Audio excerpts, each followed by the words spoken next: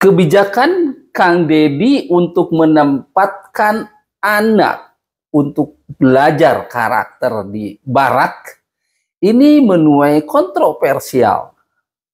Kita sudah tahu dari KPAI dan kita juga sudah tahu banyak sekali yang setuju dengan Kang Deddy. Dan sekarang datang dari anak Presiden Gus Dur, Yeni Wahid, yang menyatakan bahwa dia itu tidak sepakat dengan penyebutan anak nakal. Oke, ini berbeda dengan yang lain. Kalau Yeni Wahid personal dan dia adalah teman Kang Deddy, dia memberikan masukannya juga dengan memberikan sebuah solusi. Tetapi ini sifatnya sangat teoritis ya, karena mungkin sebagai akademisi atau sebagai pengamat sosial. Kira-kira apa sih yang disampaikan Yeni Wahid untuk Kang Deddy? Ini dia. Assalamualaikum warahmatullahi wabarakatuh. Kang Deddy, sahabatku yang super keren. Aku mau curhat nih soal anak-anak yang dikirim ke barak militer. Atuh mereka dibilang anak nakal karena cap itu akan terus melekat dalam diri mereka dan itu menjadi narasi yang mereka percayai. Kalau mereka merasa dirinya nakal, dia pasti akan terus berulah ke depannya nanti. Tolong dong di assessment dulu oleh psikolog-psikolog profesional. Bukan cuma guru BP, Kang. Karena banyak anak yang masalah itu biasanya datang dari ada karena tekanan dari luar. Bisa karena di rumah bermasalah, lalu kemudian di sekolah nggak diterima temannya. Dia cari jati diri, cari pengakuan lewat ikut geng motor dan lain sebagainya. Belum lagi anak yang punya neurodivergent. Karena dia disleksik, bisa konsentrasi, nggak bisa fokus dan lain sebagainya. Sehingga dicap bermasalah oleh guru di kelas. Ganggu temen lah, ribut dan lain sebagainya. Nah, anak-anak ini tentu persoalannya nggak akan beres. Dengan hanya disuruh baris berbaris dan disuruh push up kan Kang. Masalah mental tentu harus dihadapi dengan mental juga. Pendekatan mental bukan cuma pendekatan fisik. Itu masukan dari saya. Sisi lain, tokoh Yeni Wahid menyatakan keberatan terhadap penyebutan anak nakal. Dan dia memilih untuk menyebutkan yang lain atau anak yang berkebutuhan khusus. Dan ini juga lebih memilih pendekatannya artinya dengan psikolog. Oke ya. Jadi ini pendapat ini diikuti dengan sebuah usulan. Usulan dari Yeni Wahid itu. Ya, sedikit masuk akal ya. Ya, tentunya kita harus analisa bagaimana pendapat Yeni Wahid itu. Jadi pandangan Yeni Wahid ini, pendekatan yang lebih lembut dan struktur, menginginkan seperti itu. Yeni Wahid mengusulkan agar anak-anak itu dianggap bermasalah itu ditanganinya pertamanya oleh psikolog yang benar-benar profesional. Jadi jangan dulu ke barak, tapi tangani dulu oleh psikolog yang profesional. Nah ini kalau gini enak ya, ini adalah sebuah masukan. Selanjutnya bisa jadi gitu ya. Karena dari kejadian yang ada di luar itu bisa jadi itu adalah merupakan mereka-mereka yang bukan anak nakal, tetapi anak yang berteriak, sedang meminta tolong, minta perhatian kepada kita, kepada dunia pendidikan, kepada orang tua. Ya, kalau orang tua kan kadang-kadang ini tidak paham. Tetapi kalau dunia pendidikan ini mestinya harus paham. Tetapi menteri sampai sekarang ini tidak ada bicara. Komentar ini mengingatkan publik bahwa kenakalan remaja seringkali adalah gejala, bukan penyakit. Sekali lagi, kenakalan remaja adalah sebuah gejala dan bukan penyakit itu sendiri. Dengan kata lain, yang dibutuhkan bukan sanksi fisik, tapi pemahaman psikologis dan intervensi yang tepat. Nah, kalau saya menerjemahkannya gitu. Jadi Yeni Wahid itu berharap bahwa ada satu intervensi psikologis terhadap anak-anak.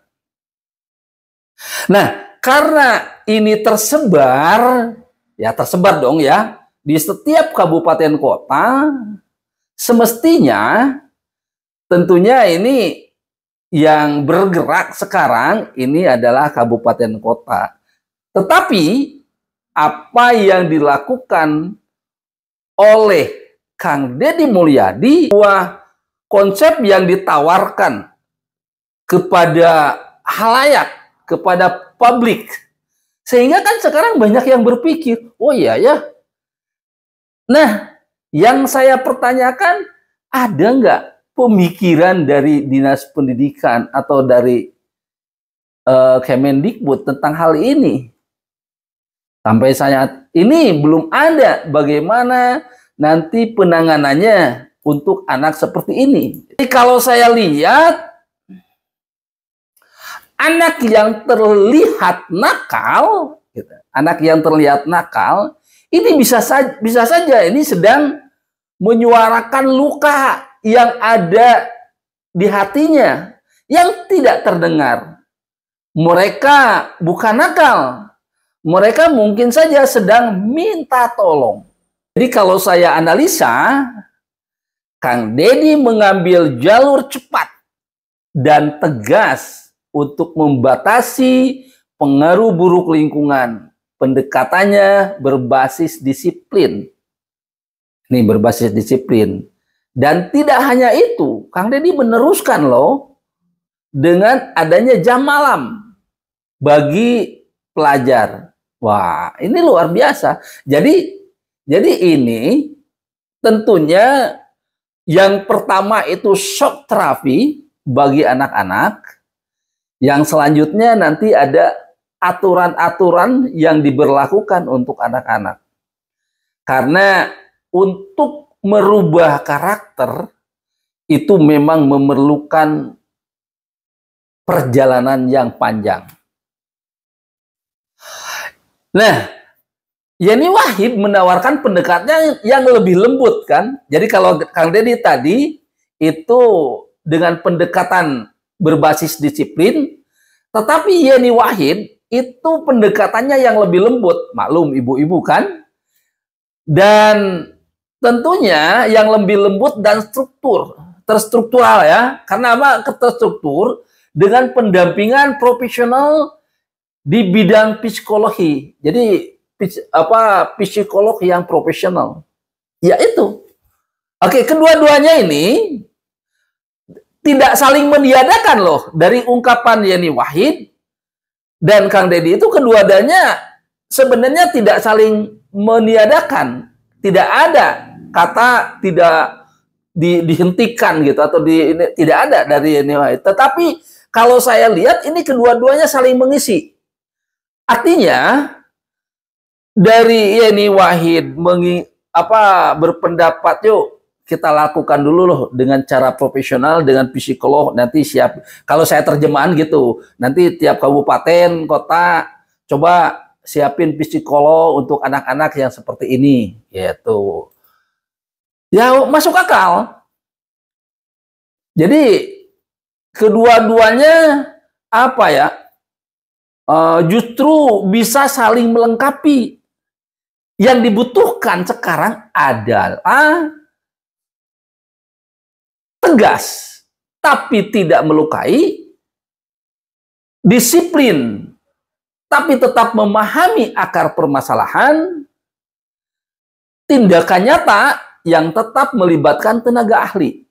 Wah, kalau itu terjadi nanti saya yakin apa yang dilakukan Kang Deddy ini bisa jadi sebuah pilot project di Indonesia. Oke, memang menyelamatkan anak-anak dari jalan yang salah dan tidak cukup hanya dengan hukuman atau aturan. Mereka butuh didengar, dipahami, dan diberdayakan. Menyelamatkan anak-anak, baik itu dari jalan, dari tawuran, yang dianggap salah, memang tidak hanya hukuman atau aturan saja.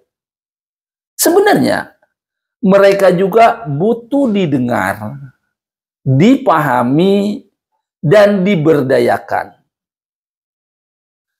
Baik Kang Dedi, Bu Yeni, atau yang lainnya, itu sebenarnya sama-sama peduli. Cuma jangan langsung menyalahkan.